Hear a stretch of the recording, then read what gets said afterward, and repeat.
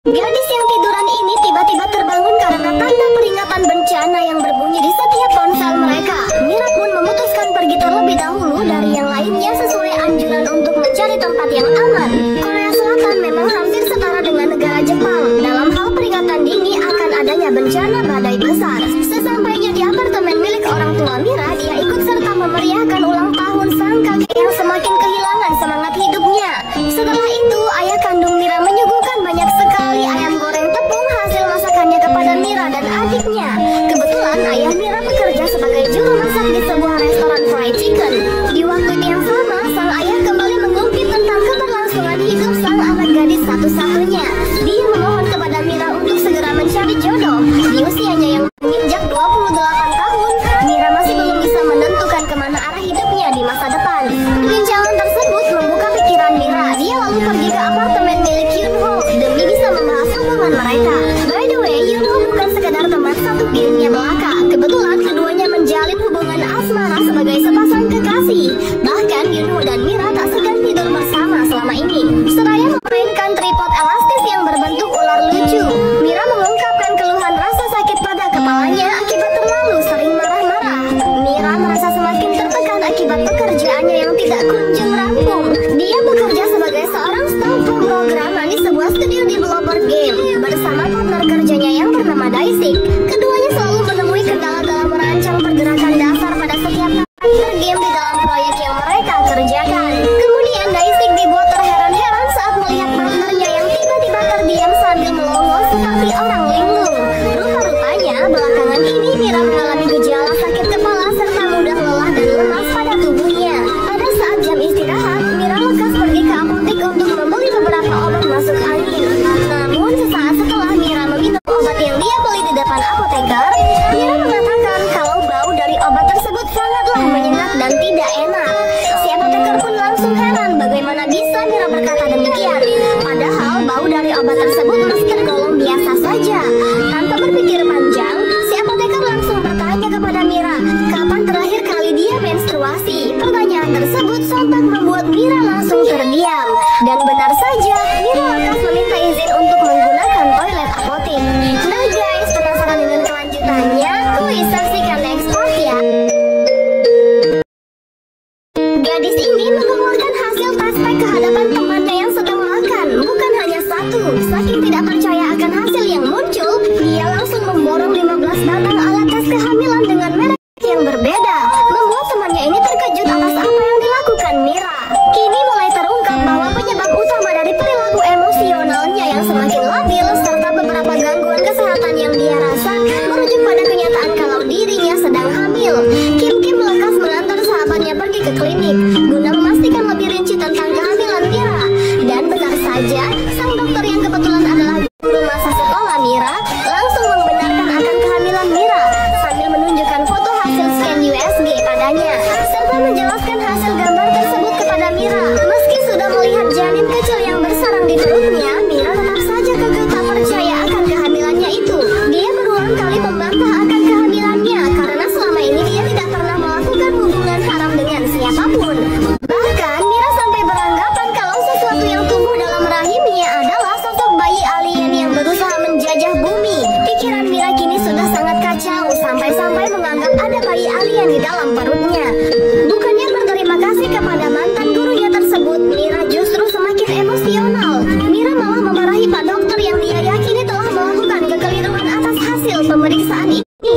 Sambil terus memperhatikan bayi mungilnya yang sudah berusia 10 minggu, Mira tak hentinya menggerutu tentang pilihan aborsi yang mungkin saja akan segera dia ambil. Namun sebagai sahabatnya yang baik, Kim tidak pernah menyesalkan kehamilannya itu. Kim menyuruh Mira untuk membicarakannya terlebih dahulu dengan Yunho. Siapa tahu Yunho secara diam-diam telah menyuntikkan embrio bayi ke dalam tubuhnya saat Mira sedang tertidur pulas. Singkat cerita, sepulang dari klinik, Mira menuruti saran yang diberikan Kim sebelumnya. Dia mendatangi gudang tempat kerja Yunho. Sesampainya di tempat kerja sampingan Yunho itu, Mira langsung mengatakan bahwa dia hamil. Sontak Yunho menghampirinya saat itu juga, lalu bertanya apakah Yunho pernah menidurinya.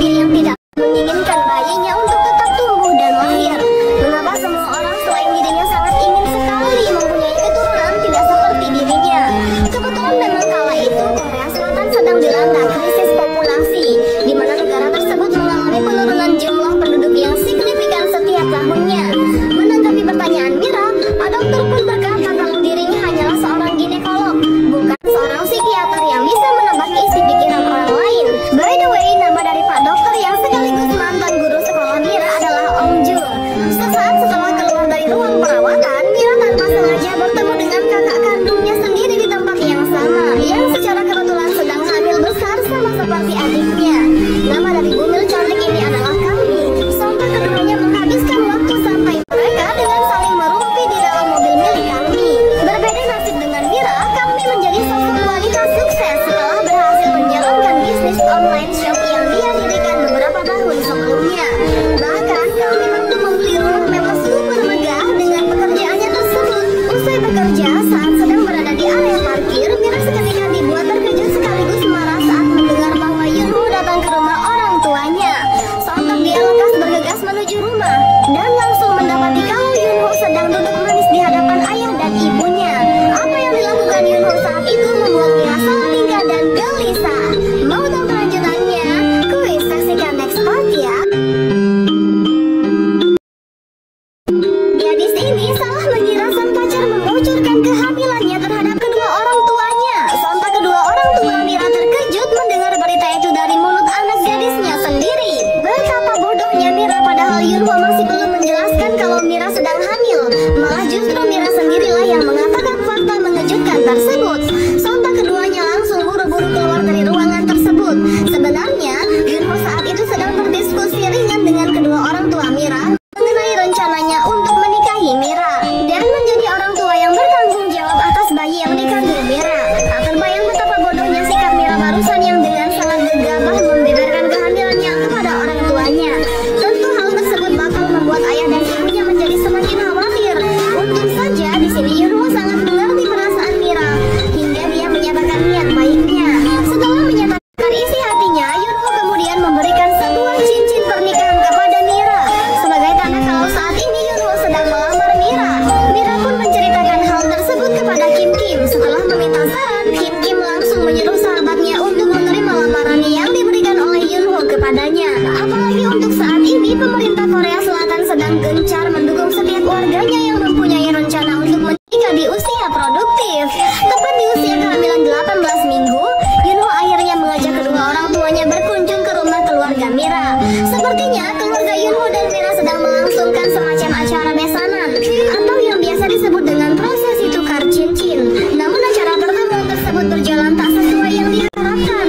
Kedua orang tua Yunho malah dengan sengaja mempermalukan putra mereka di hadapan keluarga Mira. Ayah kandung Yunho tak hentinya menyalahkan putranya yang dengan bodohnya telah menghamili Mira. Singkat cerita, pada saat Mira tiba di kantornya, dia langsung diberitahu oleh rekan kerjanya tentang proyek baru yang akan dikerjakan oleh tim produksinya. Namun berita bagus tersebut malah jadi berita yang kurang baik untuk Mira. Bagaimana tidak, atasan Mira menyebutkan kalau seluruh tim kerjanya akan diberangkatkan ke kota Shanghai, China. Namun karena sampai detik ini Mira masih belum bisa terbuka akan kehamilannya itu, Mira meminta kepada atasannya untuk memberinya waktu. Mau tahu kelanjutannya? Kuis saksikan next part ya. Gadis ini merasakan tendangan bayi di dalam perutnya untuk pertama kalinya. Karena tendangan tersebut dirasa cukup keras dan mengganggu, Mira sempat meragukan jika sesuatu di dalam rahimnya adalah bayi manusia. Yang semula dia tidak percaya jika sedang mengandung bayi. Wajah polosnya menggambarkan rasa penasaran yang besar. Dokter pun berkata kalau Mira harusnya senang jika bisa merasakan pergerakan bayinya di usia kehamilan yang masih dini. Itu adalah pertanda bahwa tumbuh kembang bayinya terpantau normal dan sehat. Namun bukannya merasa lebih baik, Mira kembali dibuat ketakutan saat mendengar suara jeritan dari salah satu pasien yang sedang menjalani proses melahirkan secara normal dan berlangsung tak jauh dari tempat dia berdiri saat ini. Bodohnya, dia malah diam di tempat serta meresapi setiap cerita pasien melahirkan itu. Singkat cerita, pada minggu ke-23 usia kehamilan Mira, dia akhirnya memberanikan diri untuk mengatakan fakta tentang kehamilannya. Namun dia juga memohon kepada atasannya untuk tetap mengizinkannya ikut ke dalam proyek besar mereka di Shanghai, China. Setelah mendengar hal tersebut, bos Mira hanya bisa menghela nafas sembari berpikir cukup keras. Sangat sulit bagi dia untuk mengambil keputusan. Dia lalu mengatakan jika Mira adalah penyebab kegagalan proyek ini. Merasa tak terima disalahkan seperti itu, Mira melampiaskan kekesalannya dengan menghancurkan semua fasilitas kantornya sendiri. Tapi anehnya, tak perlu menunggu lama, Mira langsung menyesali perbuatannya itu. Dia berupaya mengirimkan pesan suara kepada sang bos yang berisikan permintaan maafnya atas kejadian yang tak diinginkan sebelumnya. Mira sangat menyesal sekaligus tak menyangka bisa semarah itu. bagaimanapun juga, perbuatan Mira tak bisa dimaklumi begitu saja. Alhasil, hari tersebut adalah hari terakhir dia bekerja. Sementara itu, Mira kembali dibuat bimbang dan galau akan keadaan sekarang. Semakin kesini, bukannya semakin membaik, ia malah melakukan banyak kesalahan dalam hidupnya yang membuatnya tergugah untuk kembali mendatangi klinik aborsi yang sebelumnya pernah dia kunjungi. Namun cukup disayangkan, dalam usia kandungan Mira yang semakin tua, si resepsionis dengan sangat berat hati menolak pengajuan aborsi Mira. Mira pun semakin bingung. Dia yang hampir putus asa langsung meneteskan air mata sesaat setelah keluar dari klinik. Harus diapakan bayi yang ada di dalam kandungannya ini?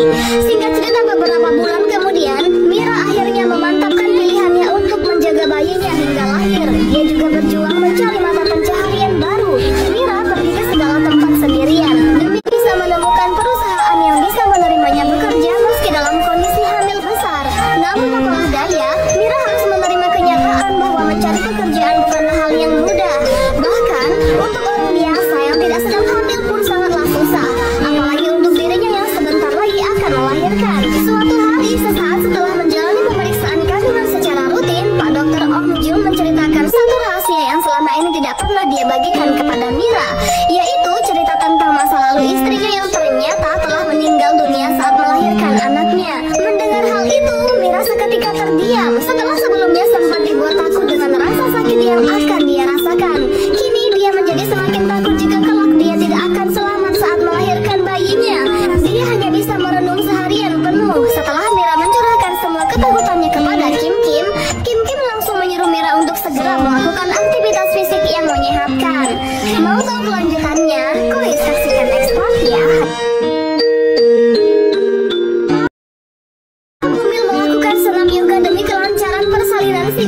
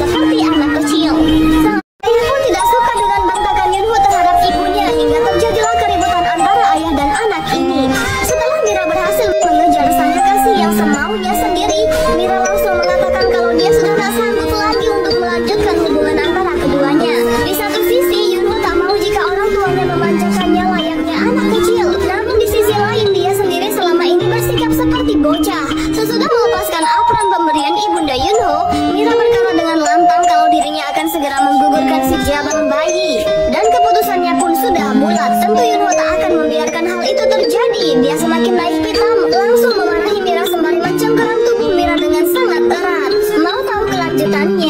Kuis saksikan next part ya.